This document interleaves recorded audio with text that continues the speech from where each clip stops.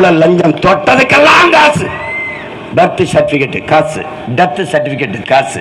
கர்மம் கர்மம்.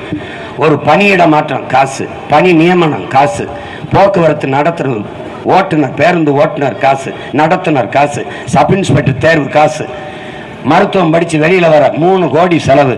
அவர் வந்து சேவை செய்வாரா, வசூல் பண்ணுவாரா? என்னடா நாடுது, என்ன நாடுது? ஒரு காவல்துறை அதிகாரியை பணியிட மாற்றணும்னா, என் மனைவிக்கு அங்கே வேலை வந்துச்சு, நான் அங்கே மாறி போறேன்னா 50 லட்சம் கட்டு, 10 லட்சம் கட்டு, 5 லட்சம் கட்டு.